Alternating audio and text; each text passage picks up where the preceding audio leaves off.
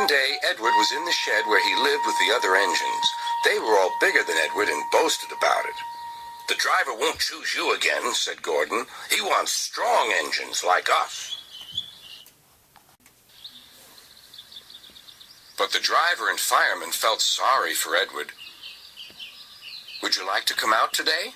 "Oh, yes, please," said Edward. So they lit his fire, made lots of steam, and Edward puffed away.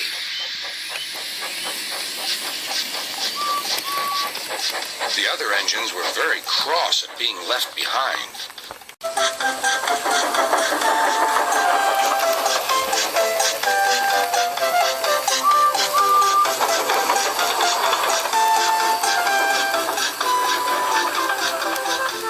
Edward worked hard all day. The coaches thought he was very kind, and the driver was very pleased.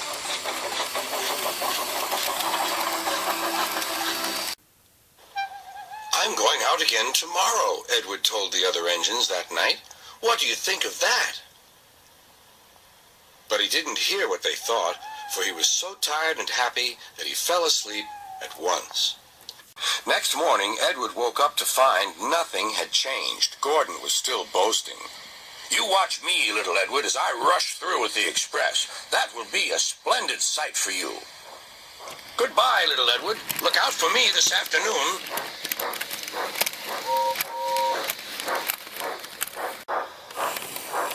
Edward went off to do some shunting. He liked shunting. It was fun playing with freight cars. He would come up quietly and give them a push. Then he would stop, and the silly freight cars would go bump into each other. "Oh!" they cried. "Whatever is happening?"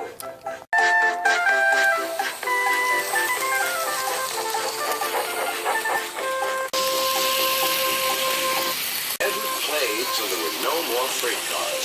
Then he stopped to rest. Presently, he heard a whistle. Gordon was cross. Instead of nice shining coaches, he was pulling a dirty freight train. "A freight train, a freight train, a freight train," he grumbled. "The shame of it, the shame of it, oh, the shame of it." Edward laughed and went to find some more freight cars. Then there was trouble. "Gordon can't get up the hill," the porter called to Edward's driver. "Will you take Edward and push him, please?" They found Gordon halfway up and very cross. His driver and fireman were talking to him severely. "You're not trying."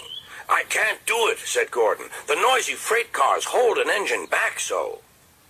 Edward's driver came up. "We've come to push." "No use at all," said Gordon. "You wait and see," replied Edward's driver. They brought the train back to the bottom of the hill.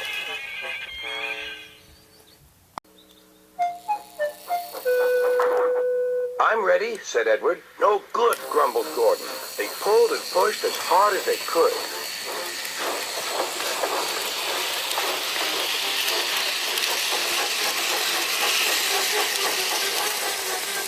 "I can't do it, I can't do it, I can't do it," puffed Gordon.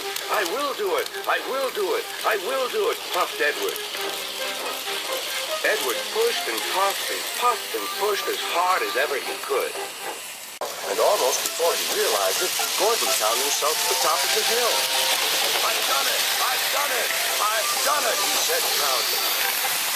He forgot all about kind Edward. He didn't say thank you.